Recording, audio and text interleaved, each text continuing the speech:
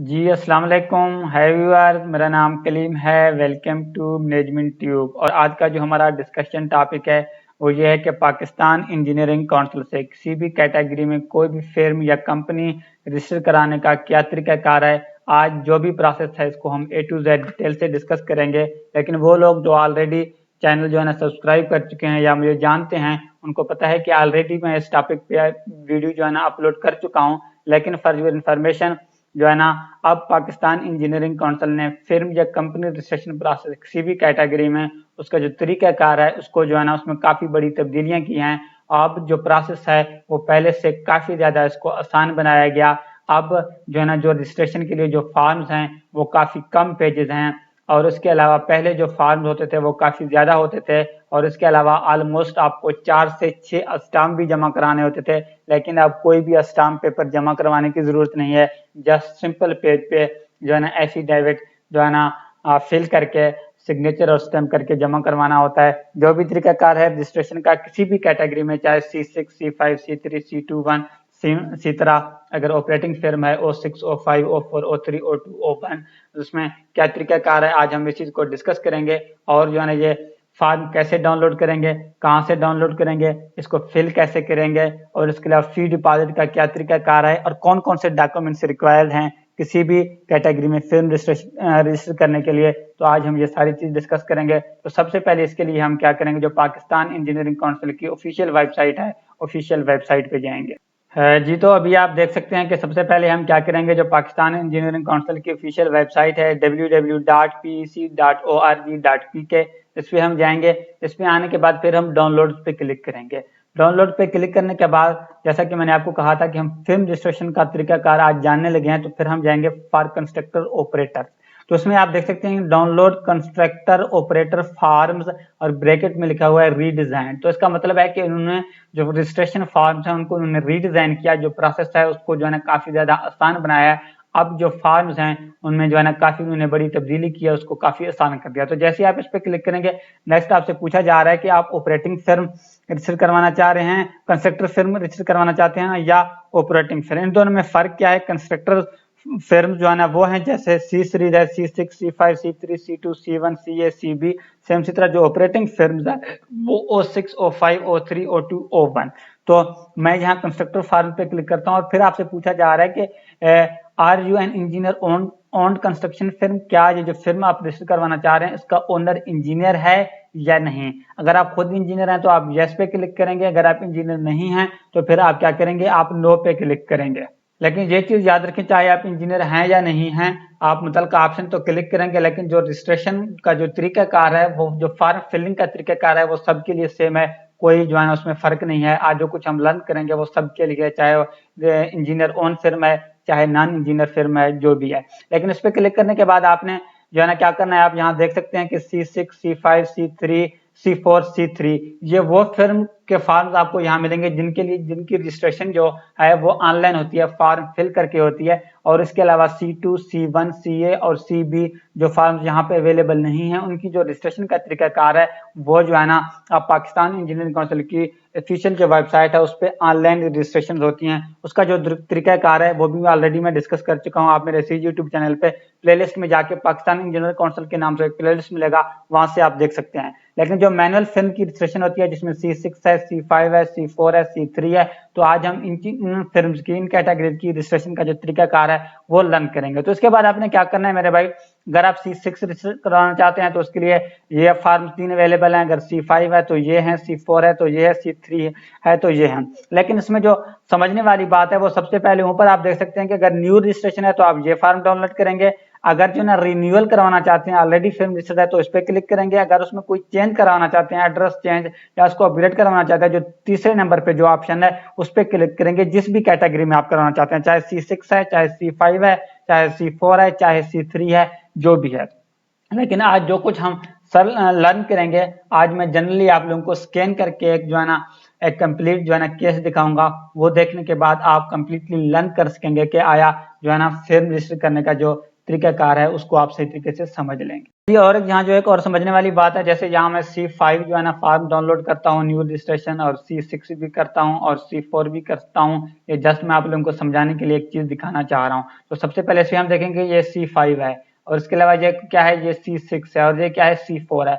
अब मैं सिर्फ आप लोगों को एक ही जो है ना कैटेगरी में फिल्म रजिस्टर करवाना सिखाऊंगा, फॉर्म फिल करके दिखाऊंगा, लेकिन जो बाकी प्रोसेस है वो सबके लिए सेम है, ये याद रखें। अब जिस भी कैटेगरी के लिए आप जहां से फॉर्म ओपन करेंगे उसमें जो फर्क होता है सिर्फ इतना होता है। अब ये C5 के लिए है तो यहाँ क्या लिखा हुआ है, new/5, और यहाँ कैटेगरी क्या लिखा हुआ है, C5। बाकी जो फॉर्म्स हैं वो बिल्कुल सेम है जैसे किसी भी कैटेगरी के लिए होते हैं। सेम इसी तरह अगर हम C6 की बात में, तो यहाँ न्यू C6 लिखा हुआ है, कैटेगरी में C6 लिखा हुआ है, बाकी जो फॉर्म है वो सब सेम है। सेम इसी तरह उस पर आप देखेंगे तो न्यू यहाँ 4 लिखा हुआ है, यहाँ कैटेगरी में C4 लिखा हुआ है, बाकी जो फॉर्म का जो फिलिंग का जो तरीकाकार है, जो फॉर्म है वो सब सेम है, इनमें कोई डिफरेंस नहीं है। जस्ट आज मैं आप लोगों को सिर्फ एक केस दिखाऊंगा जिससे आप लर्न कर सकेंगे। और ये भी याद रखें, अगर आप रिन्यूअल के लिए जो है ना फॉर्म पे क्लिक करेंगे, जैसे सेकंड नंबर पे है रिन्यूअल विदाउट एनी चेंज, तो फिर यहाँ जो है ना जैसे यहाँ न्यू लिखा हुआ है तो फिर वहां रिन्यूअल लिखा हुआ होगा, बाकी जो भी कैटेगरी हो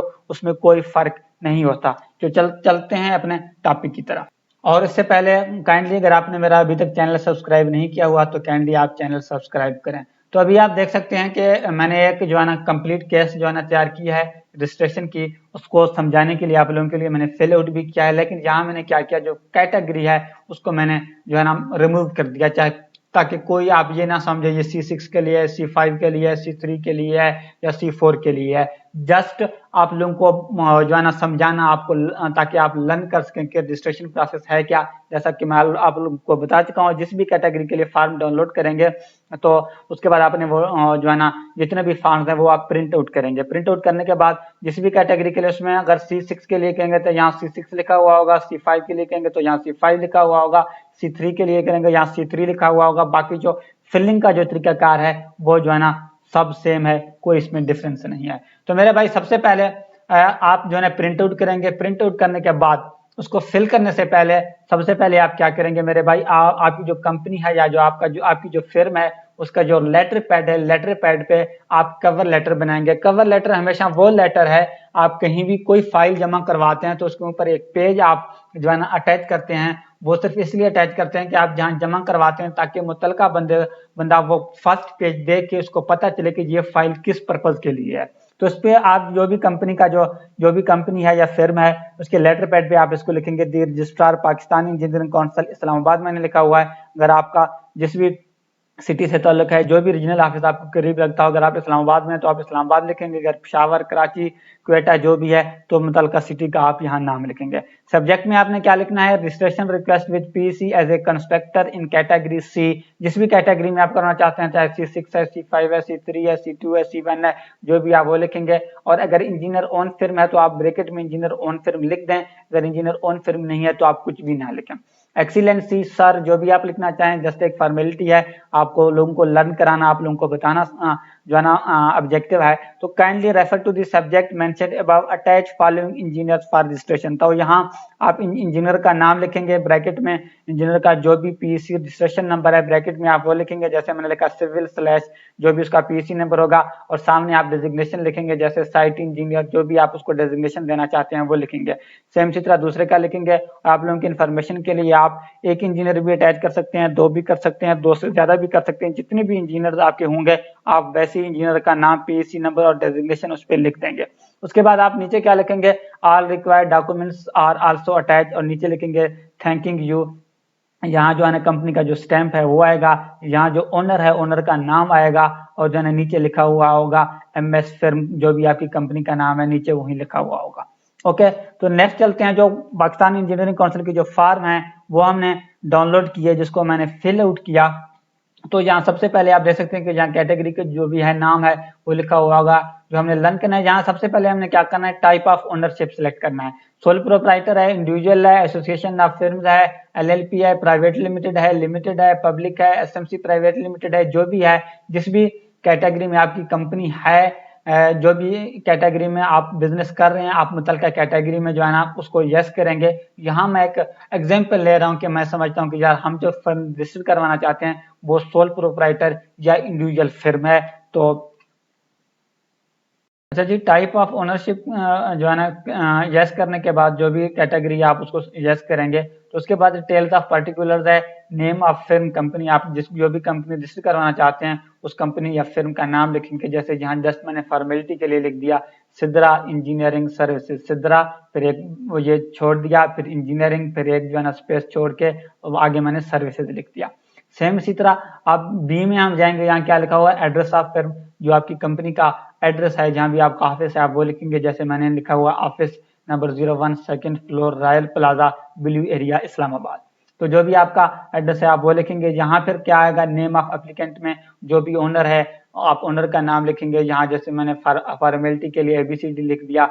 डिटेल्स ऑफ फिर में फोन नंबर लिखेंगे, मोबाइल नंबर लिखेंगे, ईमेल एड्रेस लिखेंगे, अगर फैक्स नंबर है आपका फैक्स नंबर लिखेंगे। लेकिन यहाँ एक और चीज जो समझने वाली बात है, यहाँ कोरियर सर्विस अवेलेबिलिटी में यस और नो का ऑप्शन मौजूद है। अगर कोरियर सर्विस अवेलेबल है आपके एड्रेस पे तो आप यस सेलेक्ट करेंगे, अगर नहीं है तो आप नो पे सिलेक्ट करेंगे। इसका ऑब्जेक्टिव क्या है, अगर आप यस करेंगे तो जो आपको सर्टिफिकेट मिलेगा रजिस्ट्रेशन सर्टिफिकेट, उसको आपके एड्रेस पे भेजा जाएगा। अगर आप नो पे क्लिक करेंगे तो आपके एड्रेस पे सर्टिफिकेट को नहीं भेजा जाएगा।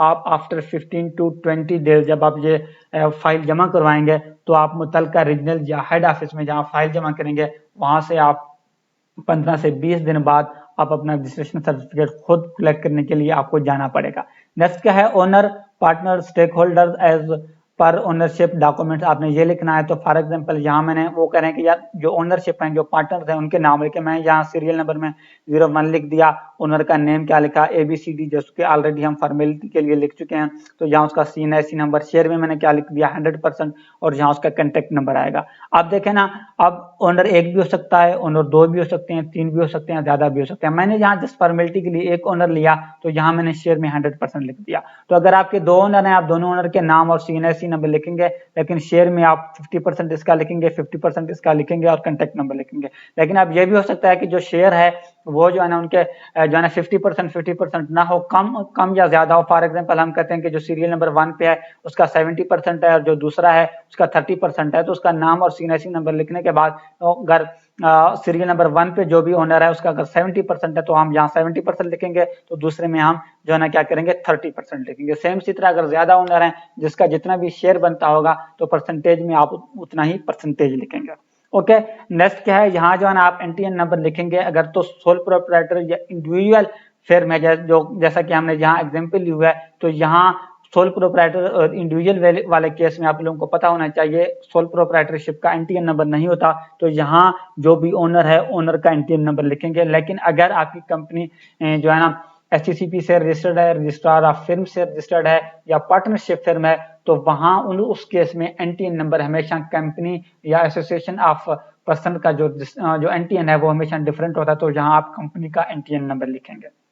ओके, नेक्स्ट हमारे पास है अकाउंट डिटेल्स में फॉर्म नंबर पे जाके यहाँ आप देख सकते हैं कि account title in the name of firm company, आपकी जो कंपनी या फिर्म है उसके नाम पे आपने बैंक में, जाहिर बात है अकाउंट तो ओपन करना लाजमी है। जिस नाम पे बैंक अकाउंट है आप यहाँ वो लिखेंगे। जैसे यहाँ मैंने क्या लिखा हुआ है, सिद्रा इंजीनियरिंग सर्विसेज। नेक्स्ट है बैंक विद ब्रांच, यहाँ मैंने फॉर्मेलिटी के लिए जस्ट लिख दिया HBL अपारा ब्रांच कोड क्या है 0112। और अकाउंट नंबर क्या है, जहाँ जो है ना आपका जो भी अकाउंट नंबर है जिस भी बैंक में आप वो लिखेंगे। जहाँ जस्ट फॉर्मेलिटी के लिए मैंने HBL लिख दिया, आपका जो बैंक अकाउंट है वो जिस भी बैंक में जिस भी ब्रांच में है आप उस ब्रांच का नाम और बैंक का नाम लिखेंगे और उसका अकाउंट नंबर लिखेंगे। नेक्स्ट फी है रिक्वायर्ड फी, यहाँ लिखा हुआ होगा, जस्ट मैंने यहाँ इसलिए मिटा दिया क्योंकि हम बाय डिफॉल्ट एक लर्न कर रहे हैं कि आप किसी भी कैटेगरी में रजिस्टर करवाएंगे तो आपके लिए यही एक ही प्रोसेस है, ताकि आप ये ना समझें कि जो C6 के लिए, C5 के लिए, C4 के लिए, तो जिस भी कैटेगरी के लिए आप करा रहे होंगे यहाँ जो है ना ऑलरेडी फीस जो है ना लिखा हुआ। अगर C6 के लिए करा रहे हैं तो 15,000 है, अगर C5 के लिए करा रहे हैं तो 30,000 है, C4 के लिए करा रहे हैं तो 45,000 है, जो भी है एनीवे। उसके बाद फी पेड आरस, यहाँ भी जितना भी फी आप पे करेंगे तो आप वो मेंशन कर देंगे 15,000, 20,000, 45,000, जो अभी आपकी फीस है। सॉरी 15, 30 और जो है ना 45,000, जो भी जिस भी कैटेगरी की जो फी है वो आप यहाँ मेंशन कर देंगे। और यहाँ क्या लिखा हुआ है, वाउचर डिपॉजिट स्लिप, जाहिर बात है आप बैंक में जब फी जमा करेंगे तो जो भी वाउचर होगा उस नंबर, उस पे सीरियल नंबर भी लिखा होगा, यहाँ आप सीरियल नंबर भी लिखेंगे। जस्ट यहाँ फॉर्मेलिटी के लिए मैंने 1 2 3 4 लिख दिया, यहाँ आप डेट लिखेंगे। अच्छा जी, यहाँ पर आप देख सकते हैं कि यहाँ रिक्वायर्ड CPD को समझना यहाँ बहुत ज़्यादा ज़रूरी है। यहाँ प्रोवाइडेड पीसीपी पॉइंट्स, पीसीपी का मतलब बेसिकली सीपीडी पॉइंट्स ही होते हैं। यहाँ मैंने 06 लिख दिया, बेसिकली जस्ट मैंने फॉर्मेलिटी के लिए लिख दिया। अब मैंने कैसे लिया, आप लोगों को पता होना चाहिए। सीपीडी जो वाली बात है इसको समझना जरूरी है। कोई भी इंजीनियर जिसकी रजिस्ट्रेशन पाकिस्तान इंजीनियरिंग काउंसिल से होती है तो इन रजिस्ट्रेशन होती है उसको बेसिक 05 पॉइंट्स मिलते हैं। ओके, उसके बाद जब वो जो है लाइफ टाइम मेंबरशिप लेता है तो उसको 1 पॉइंट और मिलता है। और सेम इसी तरह अगर वो एमएस करता है, एमएस के उसको 2 पॉइंट्स मिलते हैं, पीएचडी के भी मिलते हैं। अगर तो जो है ना वो कोई जो है ना प्रोफेशनल एक्सपीरियंस कहीं गेन कर लेता है तो उस एक्सपीरियंस के भी सीपीडी पॉइंट्स मिलते हैं। तो आपके जितने भी सीपीडी पॉइंट्स बन रहे हों, अगर एक इंजीनियर है तो आप उसके लिखेंगे, अगर ज्यादा इंजीनियर है तो आप ज्यादा इंजीनियर्स के जो है ना कंबाइन करके लिखेंगे। जस्ट यहाँ मैंने फॉर्मेलिटी के लिए 06 लिख दिया कि मैंने ये लेट किया कि यार एक ही इंजीनियर है इसके 06 सीपीडी पॉइंट्स हैं, 5 बेसिक है और 1 पॉइंट उसको जो है ना लाइफ टाइम मेंबरशिप का मिला है। तो जस्ट फॉर्मेलिटी के लिए मैंने 06 लिख दिया। लेकिन आप एक इंजीनियर अटैच कर रहे हैं, एक से ज्यादा कर रहे हैं, उसके जितने भी सीपीडी पॉइंट्स बनते होंगे तो वो यहाँ आप मेंशन करेंगे। अगर आपको नहीं पता कि सीपीडी पॉइंट्स जो है ना कैसे कैलकुलेट करते हैं, आप जो है ना पाकिस्तान इंजीनियरिंग काउंसिल की वेबसाइट पे ये चीज देख भी सकते हैं। लेकिन आगे इसका जो डिटेल्स है वो भी लिखा हुआ होगा, नेक्स्ट आगे भी मैं आपको समझा दूंगा। तो नीचे क्या है, जो भी इंजीनियर आप अटैच कर रहे हैं, चाहे एक है, चाहे 2 है, चाहे 3 है, चाहे 4 है, अब सीरियल नंबर में सारे इंजीनियर लिखेंगे। जैसे 01 है, जहां मैंने जो है ना जो ऊपर नाम लिखे हुए थे वही नाम लिख दिए, सिविल / उसका पीएचसी नंबर, जहां इंजीनियर का नाम आएगा 02 लिख के जो उसका पीएचसी नंबर है, मैंने इलेक्ट्रिकल / जो उसका पीएचसी नंबर है वो आएगा। यहाँ पर इंजीनियर का नाम आएगा, तीसरे का लिखेंगे, चौथे का लिखेंगे। अगर एक इंजीनियर होगा तो एक इंजीनियर का नाम लिखेंगे, अगर एक से ज्यादा है तो आप जो है ना सारे इंजीनियर का नाम ऐसे सीरियल नंबर में लिखते जाएंगे। ओके, और नेक्स्ट क्या है, नेक्स्ट है कि स्पेशलाइजेशन डिजायर कोड। इसका ये मतलब होता है कि यार आप जो कंपनी या फिर्म रजिस्टर करवाना चाहते हैं तो आप क्या चाहते हैं कि आपको कौन से कोड्स मिलने चाहिए। तो कोड्स अलॉटमेंट की अगर मैं बात करूं, इस पर मैं ऑलरेडी भी वीडियो बना चुका हूं, आप मेरे यूट्यूब चैनल पे देख सकते हैं। प्लेलिस्ट में जाके आपको एक वीडियो मिलेगी जिसमें जो है ना कोड किन बेसिस पे अलॉट होते हैं, वहां से भी आप जो है ना इन्फॉर्मेशन के लिए देख लीजिएगा। और डिस्क्रिप्शन में भी मैं लिंक दे दूंगा ताकि आप उसको देख लें। लेकिन यहाँ मैंने अच्छा आप मैं वो समझा रहा था, 2 चीजें होती हैं। एक तो वो कोड्स होते हैं, कोई भी इंजीनियर पाकिस्तान इंजीनियरिंग काउंसिल से रजिस्ट्रेशन ले लेता है, उसको हम फ्रेश इंजीनियर कहते हैं। कुछ कोड्स ऐसे होते हैं जिनके लिए एक्सपीरियंस की जरूरत नहीं है, और कुछ कोड ऐसे होते हैं उन कोड्स के लिए आपके पास आपका जो इंजीनियर है उसका जो है ना रेलिवेंट एक्सपीरियंस होना लाजमी है। तो आप इसलिए जो है ना रजिस्ट्रेशन करते वक्त देखेंगे जो आपका इंजीनियर है वो फ्रेश है या उसके पास रेलिवेंट जो है ना एक्सपीरियंस है, तो आप जो है ना वो जो कोड्स हैं वो कोड्स आप देखेंगे। वो कोड्स मैं आप लोगों को अभी भी दिखाता हूँ कि आप लोग कैसे वो देख सकते हैं। अच्छा जी, कोड्स के लिए जैसे आप यहाँ जिस भी कैटेगरी में कर रहे हैं वो मुतलका कैटेगरी का फॉर्म देखेंगे। फॉर्म को जैसे ही स्क्रॉल डाउन करेंगे, स्क्रॉल डाउन करने के बाद यहाँ जो है ना आप देख सकते हैं NXB, यहाँ NXB लिखा हुआ। मैं आप लोगों को एक चीज दिखाऊं, यहाँ जो है ना आप लोगों को समझाने के लिए। अच्छा जी, यहाँ आप देख सकते हैं कि अगर सिविल इंजीनियर आप अटैच कर रहे हैं तो उसको जो कोड अलॉट होने हैं उनसे पहले CE लिखा हुआ होगा, और डिसिप्लिन में आप लिखा हुआ होगा सिविल या ट्रांसपोर्ट, जो भी इंजीनियर उसके लिए जो है ना डिसिप्लिन वाले एलिजिबल होते हैं। तो CE जिसके हो वो सिविल इंजीनियर के हैं, और जिसके सीरियल नंबर में जो है ना EE लिखा हुआ होगा, मतलब वो जो है ना ME लिखा हुआ होगा जो मैकेनिकल इंजीनियर के लिए हैं। अगर EE लिखा हुआ होगा वो इलेक्ट्रिकल इंजीनियर के लिए है। तो यहाँ आप देखेंगे कि भाई किन किन जो है ना कोड के लिए एक्सपीरियंस चाहिए और किन के लिए नहीं चाहिए। आप यहाँ सिविल हम अगर अटैच करें तो CE01 के सामने आप यहाँ एक्सपीरियंस में लिख देख सकते हैं नॉट रिक्वायर्ड। तो अगर आपके पास एक्सपीरियंस है या नहीं है तो आप CE01 फॉर्म में सिलेक्ट कर सकते हैं। अब C2 के लिए आप देखेंगे कि यहाँ रेलिवेंट एक्सपीरियंस जो है ना रिक्वायर्ड है। सेम इसी तरह अगर हम आगे मूव करते जाएं तो यहाँ आप देख सकते हैं कि CE09 के लिए नॉट रिक्वायर्ड, एक्सपीरियंस रिक्वायर्ड नहीं है, CE10 के लिए नहीं है। तो आप तो ये तो जस्ट आप लोगों को समझाना मकसूद था। तो यहाँ आप जितने भी इंजीनियर अटैच कर रहे हैं जिस भी डिसिप्लिन के, आप सेम इसी तरह वो फॉर्म में वो चीज देखेंगे कि आपके पास अगर एक्सपीरियंस है आपके इंजीनियर का तो आप एक्सपीरियंस के लिहाज से वो टिक करेंगे। अगर एक्सपीरियंस नहीं है, जो भी कैटेगरी के आप इंजीनियर जो है ना अटैच कर रहे हैं, आप उसके जिन जिन कोड्स के लिए एक्सपीरियंस रिक्वायर्ड नहीं है तो आप मुतलका कोड जो है ना टिक करेंगे। और उसके बाद क्या है, उसके बाद है अंडरटेकिंग है। यहाँ आपका जो भी ओनर है, ओनर का नाम आएगा, CNIC नंबर आएगा, यहाँ कंपनी का स्टैंप लगेगा, यहाँ डेट लिखेंगे और यहाँ ओनर अपना सिग्नेचर करेगा, यहाँ ओनर का नाम आएगा। ओके, तो ये तो है। तो ये तो ओवरऑल 2 पेजेस हुए हैं। पहले जो है ना पेजेस ज्यादा होते थे, अब पाकिस्तान इंजीनियरिंग काउंसिल ने इसको आसान कर दिया जैसे मैंने आप लोगों को बताया। अब क्या है, उसके बाद आप जितने भी इंजीनियर अटैच कर रहे हैं तो आप इस फॉर्म के साथ उनके जो ना अपॉइंटमेंट लेटर भी लाजमी अटैच करें। जो अपॉइंटमेंट लेटर है वो जो आप जो भी कंपनी या फिर्म आप पाकिस्तान इंजीनियरिंग काउंसिल से रजिस्टर करवाना चाहते हैं तो आप उसके लेटर पैड पे, जहाँ मैंने क्या लिखा हुआ है ऑन कंपनी फिर्म लेटर हेड, उसके लेटर पैड पे आप क्या करेंगे, अगर एक इंजीनियर है, दो इंजीनियर है, तीन इंजीनियर, हर एक इंजीनियर के नाम एक लेटर लिखेंगे, इंजीनियर हाउस नंबर, जे जो भी सेल नंबर, और सब्जेक्ट में appointment letter. We are please to offer you the position site engineer, जो भी आप डेजिग्नेशन लिखेंगे, in this form we have selected you based on your great performance during all the interview and discussion. We are confident that you would be an asset to this firm and we are eagerly looking forward for you to be part of our team. Thanking you। यहाँ जो है ना owner का नाम आएगा, managing director जो भी है, जनरल मैनेजर है, जो भी आप लिखना चाहें, एमएस, और यहाँ जो भी आपकी कंपनी या फिर्म का नाम है वो आएगा। तो ये आप लेटर इंजीनियर के नाम पे निकालेंगे। आप जितने भी इंजीनियर आप अपनी कंपनी या फिर में अटैच करवाना चाह रहे हैं तो यहाँ इस पे स्टैंप भी करेंगे, और यहाँ ओनर जो है ना सिग्नेचर अपने सिग्नेचर भी करेगा, और कंपनी का जो स्टैंप है, जो मोहर है, वो भी लगाएगा। और उसके अलावा जो है ना इंजीनियर, जिस भी इंजीनियर को आप अपनी कंपनी या फिर में अटैच कर रहे हैं पाकिस्तान इंजीनियरिंग काउंसिल से, इसकी आप बायोमेट्रिक वेरिफिकेशन कराएंगे, इस अपॉइंटमेंट लेटर पे जो है ना इंजीनियर का सिग्नेचर करवाना लाजमी है, ताकि उसको ये लगे कि आपने जब उसको अपॉइंटमेंट लेटर दिया है तो इंजीनियर ने उस अपॉइंटमेंट लेटर को एक्सेप्ट किया, मतलब वो आपके पास जो है ना जॉब कर रहा है। बेसिकली तो ये है। जहां तो हमारे पास कुछ इंस्ट्रक्शन है, ये जो पेजेस हैं हमारे, हमने जो है ना जितने भी फॉर्म आपने डाउनलोड किए हैं वो आपने अटैच नहीं करने। जो भी फॉर्म आप पाकिस्तान इंजीनियरिंग काउंसिल की वेबसाइट से डाउनलोड करेंगे उसके सिर्फ दोनों पहले दो पेजेस आप जो है ना फॉर्म के साथ लगाएंगे, एक तो ये पेज है और दूसरा ये, और उसके अलावा कोई पेज लगाने की जरूरत नहीं है। यहाँ जिसमें आप लोगों को समझाने के लिए ये जो है ना दिखा रहा हूँ, देखिए इंस्ट्रक्शंस हैं, जस्ट हदायत हैं, ताकि आप लोगों को जो है ना रजिस्ट्रेशन प्रोसेस को आप समझ सकें।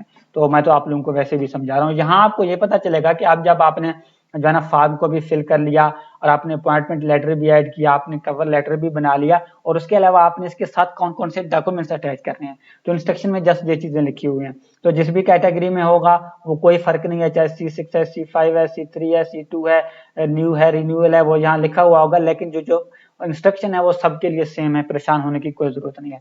सबसे पहले अगर जैसे मैंने कहा था कि यार मैंने एग्जांपल लिए कि इंडिविजुअल या सोल प्रोप्राइटर फिर हम रजिस्टर कर रहे हैं, तो इसके लिए हम सबसे पहले क्या करेंगे, जो ओनर है कंपनी का, फिर्म का, जो सोल प्रोप्राइटरशिप का, वो अपना एनटीएन नंबर उसके साथ अटैच करेगा, अपना एनटीएन सर्टिफिकेट उस पर अटैच करेगा, इंडिविजुअल और सोल प्रोप्राइटर का। लेकिन ओओपी और पार्टनरशिप अगर जब फिर्म हो तो इसके लिए पार्टनरशिप डीड जो है ना वो अटैच करना आप लोगों के लिए लाजमी है। तो जो पार्टनरशिप वाले लोग होंगे उनको पता होगा कि पार्टनरशिप डीड एक्चुअली है क्या, मतलब पार्टनरशिप डीड वही है जो जितने भी पार्टनर्स होते हैं वो जिस जो भी टर्म एंड कंडीशन पे मिलकर कंपनी रजिस्टर करवाते हैं, वो पार्टनरशिप डीड जो है ना आप लोगों ने अटैच करना लाजमी है। अगर सोल प्रोप्राइटर या इंडिविजुअल है तो आप एनटीएन करेंगे, और अगर ओओपी है तो फिर आप पार्टनरशिप डीड जो है ना वो लाजमी जो है ना अटैच करेंगे। ये उसको आप ठीक से खुद भी पढ़ लेना। और इसके अलावा अगर आपकी कंपनी एससीसीपी से रजिस्टर्ड है, एलएलपी है, एसएमसी प्राइवेट लिमिटेड है, पब्लिक लिमिटेड है, जो भी है, तो अगर आप एससीसीपी से रजिस्टर्ड है तो यहाँ आपके पास 4-5 जो है ना ऑप्शन है।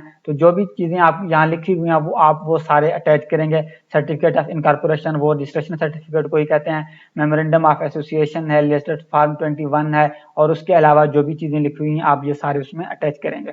और उसके अलावा सीएनएससी ऑफ ओनर, जाहिर बात है जो कंपनी का ओनर है उसका जो है ना, आप अगर एक ओनर है तो आप उसका सीएनएससी, उसकी सीएनएससी कॉपी लगाएंगे। अगर पार्टनरशिप है, अगर ज्यादा ओनर है तो जितने भी ओनर हैं सबकी आईडी कार्ड की कॉपी लगेगी। उसके बाद क्या है, copy of firm company entity certificate. अगर तो सोल प्रोप्राइटर या इंडिविजुअल फिर्म है, मतलब सोल प्रोप्राइटर है, तो उसके लिए जो है ना ये जरूरत नहीं है, आप लोगों को पता होना चाहिए। इंडिविजुअल वाले केस में हमेशा एनटीएन ओनर का ही इस्तेमाल होता है, उसका अलग से एनटीएन नहीं होता। लेकिन अगर कंपनी रजिस्ट्रार ऑफ फिर्म या एचसीसीपी से रजिस्टर्ड है तो फिर उसके लिए जो उसका जो एनटीएन होता है वो अलग होता है, वो ओनर का नहीं होता। तो यहाँ ये लिखा हुआ है कि तो आप कंपनी या फिर्म का एनटीएन भी उसमें अटैच करेंगे। और नेक्स्ट है हमारे पास बैंक अकाउंट। बैंक अकाउंट, उसमें क्या लिखा हुआ है, company account maintenance certificate issued bye concerned bank. तो पहले यह था कि कंपनी रजिस्टर करने के लिए बैंक स्टेटमेंट देना होता था C6 और C5 के लिए, लेकिन अभी C4, C3, C2 या उससे ऊपर वाले जितने भी हैं सबके लिए जो है अभी भी एक बैंक स्टेटमेंट देना लाजमी है, लेकिन C6 और C5 के लिए लाजमी नहीं है। लेकिन जो है ना जो बैंक अकाउंट मेंटेनेंस सर्टिफिकेट है वो सबके लिए लगाना जरूरी है। बैंक अकाउंट मेंटेनेंस सर्टिफिकेट क्या होता है वो मैं ऑलरेडी इसी यूट्यूब चैनल पे अपलोड कर चुका हूँ, लिंक डिस्क्रिप्शन में भी दे दूंगा, वहां से आप एक्चुअली देख सकेंगे कि बैंक अकाउंट मेंटेनेंस सर्टिफिकेट क्या है। आपका बिजनेस बैंक अकाउंट कंपनी के नाम पे जिस भी बैंक में है वहां से आप अकाउंट मेंटेनेंस की कंपनी का जो बैंक अकाउंट है वो जिस भी बैंक में आप वहां से जो है ना उन्हें रिक्वेस्ट करके अकाउंट मेंटेनेंस सर्टिफिकेट ले सकते हैं। भी मैं आपको शॉर्टली बता भी देता हूँ। अकाउंट मेंटेनेंस सर्टिफिकेट बेसिकली एक सर्टिफिकेट होता है जिसपे मैनेजर और ऑपरेशन मैनेजर के सिग्नेचर और स्टैंप भी लगे हुए होते हैं, और उसके अलावा उस पर यह लिखा हुआ होता है कि हमारे पास जो है ना ये एक बैंक अकाउंट है, ये इस नाम पे है, इसका ओनर ये है और इसने कब इसको ओपन कराया, और जो है ना इसका जो है ना ऑफिस एड्रेस ये है। जस्ट ये चीजें लिखी हुई होती हैं। तो इससे क्या होता है कि पाकिस्तानी इंजीनियरिंग काउंसिल को पता चल जाता है कि हाँ एक्चुअली ये जो रजिस्ट्रेशन के लिए अप्लाई कर रहा है ये जो है ना ये बिजनेस कर रहा है। जस्ट एक एविडेंस है, जस्ट एक प्रूफ है कि आपका बैंक अकाउंट है। नेक्स्ट क्या है, फोर में वो फी है। अगर तो जो है ना जाहिर बात है आप जब पाकिस्तान इंजीनियरिंग काउंसिल से फिल्म रजिस्टर करवाएंगे तो उसके लिए फी पेमेंट जरूरी है, जिसको आप एमसीबी बैंक में भी करवा सकते हैं और एचपीएल में भी करवा सकते हैं। जिस भी कैटेगरी में आप रजिस्टर करवाना चाहते हैं तो हर एक कैटेगरी के लिए डिफरेंट फी है, तो जो भी फी है आप उसको एमसीबी या एचबीएल बैंक में डिपॉजिट कर सकते हैं। एमसीबी और एचबीएल के जो अकाउंट नंबर है वो आपके फॉर्म पे भी लिखे हुए हैं, और इसके अलावा आप जो है ना पाकिस्तान इंजीनियरिंग काउंसिल की जो ऑफिशियल वेबसाइट है वहां से भी आप जिस दिन जो है ना आप जो है ना रजिस्ट्रेशन के लिए अप्लाई कर रहे हो वहां से भी आप वेरीफाई कर सकते हैं कि बैंक अकाउंट कौन से हैं, आया कि आप राइट अकाउंट बैंक अकाउंट में पैसे जमा करवा रहे हैं या नहीं। लेकिन जहाँ जो अकाउंट नंबर लिखे हुए हैं वो भी राइट है, लेकिन वहां से भी आप देख सकते हैं। लेकिन आप लोगों की इन्फॉर्मेशन के लिए जो बैंक में फी डिपॉजिट करने का तरीकाकार है या फॉर्म फिल करने का तरीकाकार है डिपॉजिट फॉर्म, उसका क्या है वो मैं आपको इसके एंड पे इस ट्यूटोरियल के एंड पे आप लोगों को बता दूंगा।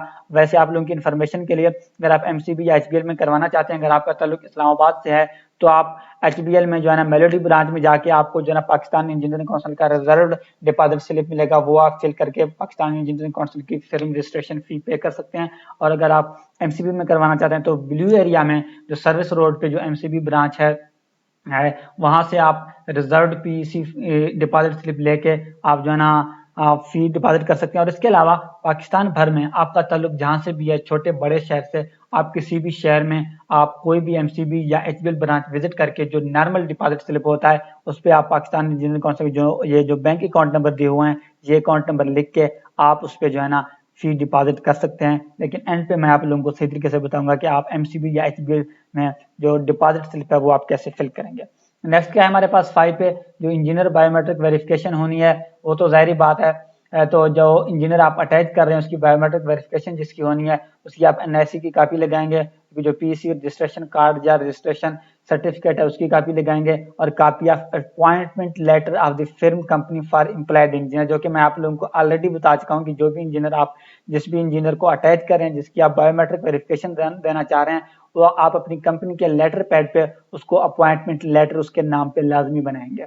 ओके, नेक्स्ट जो दो चीजें लिखी हुई हैं इसमें सिर्फ ये लिखा हुआ है कि जो बायोमेट्रिक वेरिफिकेशन इंजीनियर की होगी किसी भी पाकिस्तान इंजीनियरिंग काउंसिल के ऑफिस में, उसमें इंजीनियर का जो रजिस्ट्रेशन नंबर है वो लिखा हुआ होना लाजमी है। वो ये बेसिकली जो ऑफिसर आपसे जो डॉक्यूमेंट्स कलेक्ट कर रहा है ये उसका काम है, ये आपके लिए नहीं है, इसलिए मैंने इनको फिर जो है ना ब्लर कर दिया। नेक्स्ट हमारे पास क्या है, duly sign biometric verification slip along with following engineer document will be deposit with firm case. अगर फिर्म उसको कहते हैं जो पार्टनरशिप फिर्म हो, जिसमें जो है ना पार्टनर 2 या 2 से ज्यादा हैं, तो अगर आप पार्टनरशिप फिर्म में जो लिस्ट में ये जो जितने भी डॉक्यूमेंट्स लिखे हुए हैं तो आप ये डॉक्यूमेंट्स भी अटैच करेंगे। अगर पार्टनरशिप नहीं है तो फिर आप ये डॉक्यूमेंट्स जो है ना अटैच नहीं करेंगे।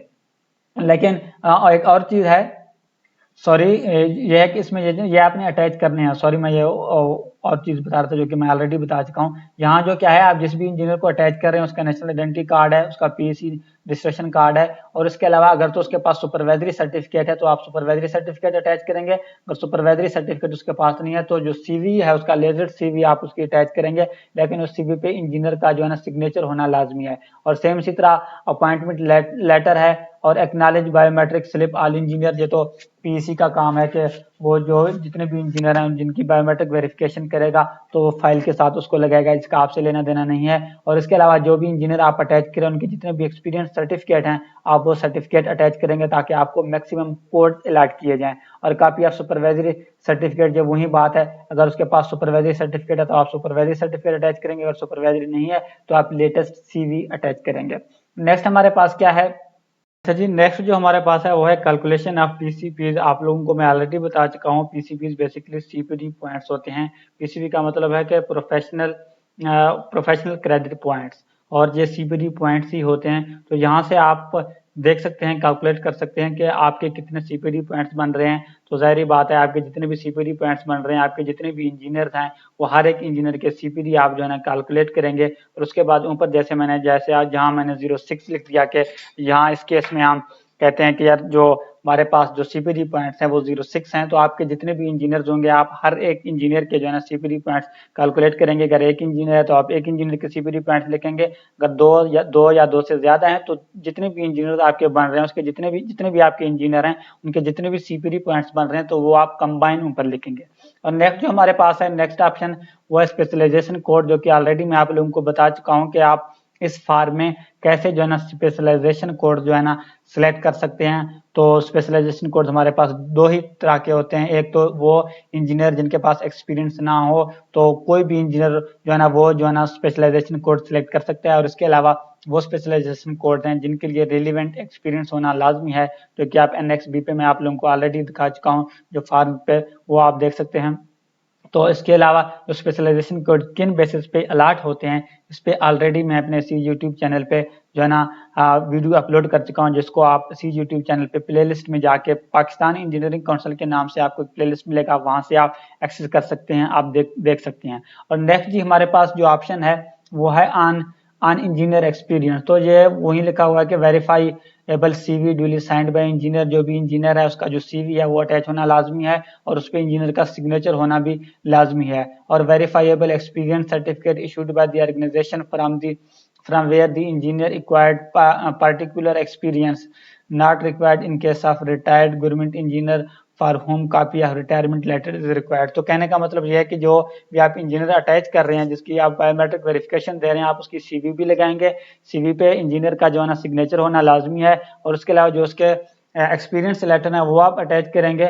और बेटर ये है कि वो वेरीफाइएबल हो, अगर वेरीफाइएबल नहीं है तो भी कोई इशू नहीं है। और इसके अलावा वो कह रहे हैं कि अगर कोई ऐसा इंजीनियर आप अटैच करें जो कि गवर्नमेंट एम्प्लॉय रहा हो, गवर्नमेंट मुलाजिम रहा हो, लेकिन अब वो रिटायर हो चुका हो, तो इसके लिए जो रिटायरमेंट की जो कॉपी है तो वो आप लगाएंगे। और नेक्स्ट जैसे मैंने आप लोगों को कहा था कि आखिर में मैं आप लोगों को दिखाऊंगा कि आप जो फी जमा करेंगे वो आप कैसे करेंगे। तो यहाँ मैंने वैसे एग्जाम्पल के लिए जो एचबीएल का डिपॉजिट स्लिप है वो मैंने डाउनलोड किया। तो आप एचबीएल या एमसीबी का कोई भी ब्रांच विजिट करके आप उसका जो रेगुलर जो यूजुअली जो डिपॉजिट स्लिप यूज होता है वो डिपॉजिट स्लिप लेके आप उसको फिल करके पाकिस्तान इंजीनियरिंग काउंसिल की फी जो है ना पे कर सकते हो। यहाँ ब्रांच नेम लिखेंगे, डेट लिखेंगे।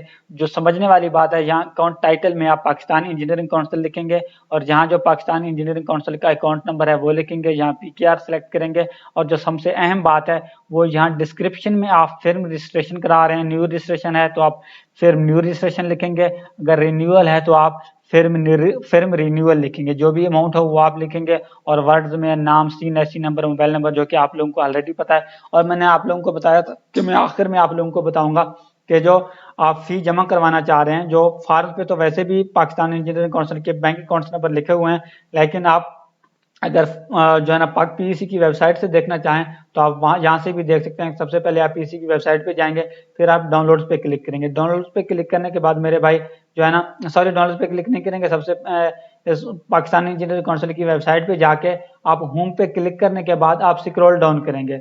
जैसे आप स्क्रॉल डाउन करेंगे तो यहाँ पीईसी अकाउंट इन्फो है, तो यहाँ व्यू डिटेल्स पे क्लिक करेंगे। व्यू डिटेल्स पे आप जैसे ही क्लिक करेंगे, यहाँ जो पीईसी अकाउंट इन्फॉर्मेशन है, पीईसी के जितने भी अकाउंट्स हैं वो आपको नजर आएंगे, जो भी अकाउंट नंबर है, ब्रांच कोड है, जो भी एड्रेस है वो भी लिखा हुआ है। लेकिन आप कोई भी एमसीबी या एचबीएल ब्रांच विजिट करके, आपका ताल्लुक जहां से भी है पूरे पाकिस्तान में, आप जो है ना वहीं अपने ही शहर में एमसीबी या एचबीएल का कोई भी ब्रांच विजिट करके आप जो है ना डिपॉजिट स्लिप फिल करके पाकिस्तान इंजीनियरिंग काउंसिल की जो फी है वो आप पे कर सकते हो। और उसके बाद आप लोगों की इन्फॉर्मेशन के लिए, ये फी जमा करवाने के बाद जो उनकी जो डॉक्यूमेंट्स हैं, जितने भी डॉक्यूमेंट्स मैंने आप लोगों को बताए हैं, ये जितने भी आप लोगों को मैंने डॉक्यूमेंट्स बताए हैं, ये सारे डॉक्यूमेंट्स जो है ना आप जो है ना ये फाइल के साथ अटैच करेंगे, जो जो कुछ मैंने आप लोगों को स्क्रीन पे दिखाया है। लेकिन पाकिस्तान इंजीनियरिंग काउंसिल की वेबसाइट पे जो फॉर्म आप डाउनलोड कर रहे हो, वो फॉर्म के सिर्फ पहले 2 पेजेस लगेंगे, बाकी नहीं लगेंगे। बाकी उसके अलावा कवर लेटर लगेगा और अपॉइंटमेंट लेटर आपके लगेंगे, और जो है ना फी डिपॉजिट स्लिप लगेगा। और उसके अलावा जितने भी डॉक्यूमेंट यहाँ हमने देखे हैं कि किस कैटेगरी के लिए, मतलब यहाँ इंस्ट्रक्शन में आप जिस भी कैटेगरी में फॉल कर रहे हैं, जो जो डॉक्यूमेंट्स आपके लिए आपने अटैच करने हैं, आप वो डॉक्यूमेंट्स अटैच करेंगे। सिर्फ इसमें एक चीज याद रखें, जितने भी डॉक्यूमेंट्स हैं आप सबको जो है ना स्टेपल करेंगे। लेकिन जो आपने ख्याल करना है वो ये है कि ये जो डॉक्यूमेंट्स हैं इनकी तरतीब जैसे भी आप रखें, आप लोगों की मर्जी है। लेकिन जहाँ इंस्ट्रक्शन में जैसे जो तरतीब मेंशन है, आप अगर ऐसे रखेंगे तो ज्यादा उनके लिए आसानी होगी, जो पीसी के ऑफिसर हैं जो आपसे डॉक्यूमेंट्स कलेक्ट करेगा। लेकिन एक चीज जो सबसे समझने वाली बात है वो ये है कि कवर लेटर है वो सबसे ऊपर आएगा, और कवर लेटर के ऊपर भी जो आपने फी डिपॉजिट स्लिप है, जो फी आपने जमा कराई है, इससे ऊपर जो है ना आप फी डिपॉजिट स्लिप लगाएंगे। उसकी वजह यह है कि आप जैसे ही ये डॉक्यूमेंट जमा करवाने जाते हैं पाकिस्तान इंजीनियर काउंसिल, वो सबसे पहले आपकी फी डिपॉजिट स्लिप देखते हैं। अगर वो देखते हैं कि आपकी फी जमा है तो वो नेक्स्ट आपसे डॉक्यूमेंट्स कलेक्ट करेंगे। अगर फी जमा नहीं है वो आपसे आपकी डॉक्यूमेंट्स कलेक्ट भी नहीं करेंगे, जो कि आप लोगों को पता है कि किसी भी काम में जो है ना फी डिपॉजिट वो बहुत ज्यादा अहम है। आप लोगों की इन्फॉर्मेशन के लिए, जब ये फाइल कंप्लीट हो जाए, जो कुछ अभी तक इस ट्यूटोरियल में हमने लर्न किया, ये जो फाइल आपकी बनेगी, एक फाइल बना के जितने भी इंजीनियर हैं, 1 इंजीनियर है, 2 इंजीनियर हैं, 3 इंजीनियर हैं, वो इंजीनियर जो है ना ये फाइल लेके जो है ना पाकिस्तान इंजीनियरिंग काउंसिल के हेड ऑफिस या किसी भी रीजनल ऑफिस में जाएं। अगर ओनर इनके साथ जाना चाहता है तो ये एक बेटर ऑप्शन है, ओनर और इंजीनियर साथ मिलके जाएं। वहां सबसे पहले जो है ना आप जाके जो है ना अपना जो है ना काउंटर पे जो है ना नंबर लेंगे। नंबर लेने के बाद काउंटर पे जब आपका नंबर आएगा तो आप मुतलका काउंटर पे जाएंगे। मुतलका काउंटर पे जाने के बाद तो सबसे पहले क्या करेंगे, अगर आपका 1 इंजीनियर है या 2 इंजीनियर, जितने भी इंजीनियर आपने फिल्म से अटैच कर रहे हैं, वो आपकी इंजीनियर की जो है ना बायोमेट्रिक वेरिफिकेशन करेंगे। बायोमेट्रिक वेरिफिकेशन करने के बाद वो आपकी इंजीनियर को एक इंजीनियर की तस्वीर भी बनाएंगे। तस्वीर बनाने के बाद वो आपको एक स्लिप प्रिंट आउट करके देंगे। एक प्रिंट जो है ना इंजीनियर को देंगे और एक प्रिंट जो है ना ये जो रजिस्ट्रेशन की जो फाइल है इसके साथ वो स्टेपल करेंगे। और जो बायोमेट्रिक जो स्लिप है उस पर इंजीनियर का सिग्नेचर होना लाजमी है। और उसके बाद अगर तो ओनर आपके साथ है तो उसके बाद ओनर को चाहिए कि वो आप मुतलका काउंटर पे जाके ये बायोमेट्रिक वेरिफिकेशन के बाद ये सारी फाइल जो है ना जमा करा दे। अगर ओनर आपके साथ नहीं है, इंजीनियर को चाहिए वो बायोमेट्रिक वेरिफिकेशन कराने के बाद ये फाइल अपने साथ ले जाए और जो भी कंपनी का फिर्म का ओनर है उसको दे दे। और उसके बाद ये up to owner of the company या ओनर ऑफ द फिर्म है कि वो इसको जमा कराने के लिए पाकिस्तान इंजीनियरिंग काउंसिल का हेड ऑफिस या कोई भी रीजनल ऑफिस विजिट करे, जहां जिन्होंने बायोमेट्रिक वेरिफिकेशन दिया, या कोई भी ऑफिस विजिट करके वहां खुद बाई हैंड भी ये डॉक्यूमेंट्स, ये कंप्लीट फाइल अपनी कंपनी की जमा करवा सकता है। और उसके अलावा अगर वो बाई पोस्ट भी भेजना चाहे, वो कोरियर के जरिए भी ये complete file Pakistan engineering council को भेज सकता है। और आप लोगों की इन्फॉर्मेशन के लिए कि जब आप भेजेंगे, जिस दिन ये पाकिस्तान इंजीनियरिंग काउंसिल को रिसीव हो जाए या आप बाई हैंड जमा करवाएंगे, उसके 15 से 20 दिन बाद आपको पाकिस्तान इंजीनियरिंग काउंसिल से रजिस्ट्रेशन सर्टिफिकेट आपके एड्रेस पे मिल जाता है, अगर तो वहाँ कोरियर सर्विस अवेलेबल है। अगर आपके एड्रेस पे कोरियर सर्विस अवेलेबल नहीं है तो आप आफ्टर 20 डेज आपने जहाँ ये फाइल जमा कराई है वहाँ आप विजिट करके आप रजिस्ट्रेशन सर्टिफिकेट कलेक्ट कर सकते हैं। और आखिर में आप लोगों की इन्फॉर्मेशन के लिए, जो मेरा यूट्यूब चैनल है मैनेजमेंट 2, अगर आपने अभी तक इसको सब्सक्राइब नहीं किया तो आप काइंडली आप सब्सक्राइब करें। और आप लोगों को ये पता होना चाहिए कि पाकिस्तान इंजीनियरिंग काउंसिल के हवाले से मैं काफ़ी इन्फॉर्मेटिव वीडियोस अपलोड करता होता हूँ। उसके लिए आपने क्या करना है, प्ले लिस्ट पे क्लिक करके पाकिस्तान इंजीनियरिंग काउंसिल के नाम से ये जो प्ले लिस्ट है इसमें आप जाएंगे। आप देख सकते हैं कि ऑलमोस्ट मैं 27 वीडियोज इस पे अपलोड कर चुका हूँ, जिसमें आप लर्न कर सकेंगे कि इंजीनियर रजिस्ट्रेशन रिन्यूअल करने का क्या तरीका है, कोई भी फी जमा करवाना चाह रहा हूँ उसका फी कैसे जमा करवा सकते हैं, फिर्म रजिस्ट्रेशन रिन्यूअल क्या है, कैसे करवा सकते हैं, और इसके अलावा किस फिर्म के लिए या कंपनी के लिए कितने सीपीडी पॉइंट्स आपको चाहिए। और इसके अलावा अगर आप इंजीनियर हैं, एमएस या पीएचडी की डिग्री को एंडोर्समेंट करवाना चाहते हैं, उसके लिए आप कैसे अप्लाई कर सकते हैं। सीपीडी पॉइंट जो है ना आप कैसे ऑनलाइन जो है ना ऐड कर सकते हैं। अगर आपके सीपीडी पॉइंट्स पेंडिंग में है, वो अप्रूव नहीं आ रहे, उनकी आप अप्रूवल कैसे करवा सकते हैं। मतलब कहने का यह पाकिस्तान इंजीनियरिंग काउंसिल के हवाले से काफी इन्फॉर्मेटिव वीडियोस आप मेरे इसी यूट्यूब चैनल पे देख सकते हैं। और लास्ट में ये भी आप लोगों को बताता चलूं, Pakistan engineering council FBR federal board of revenue, SCCP, securities and exchange commission of Pakistan और बिजनेस के हवाले से काफ़ी इंफॉर्मेटिव वीडियोस मैं अपने इसी यूट्यूब चैनल पे अपलोड करता होता हूं। तो यहाँ से आप देख सकते हैं, अगर आपका कोई क्वेश्चन है, कोई सवाल है, कोई कंफ्यूजन है, आप कमेंट में मुझसे पूछ सकते हैं। नेक्स्ट मिलेंगे मेरे भाई की अच्छी वीडियो के साथ, और आप लोगों को ये भी बताता चलूं कि पेपरा के हवाले से भी मैं आजकल काफ़ी इन्फॉर्मेटिव वीडियोस अपलोड करने लगा हूं कि आप जो है ना टेंडर जो है ना अपनी मर्जी के टेंडर कैसे फाइंड कर सकते हैं, या जो है ना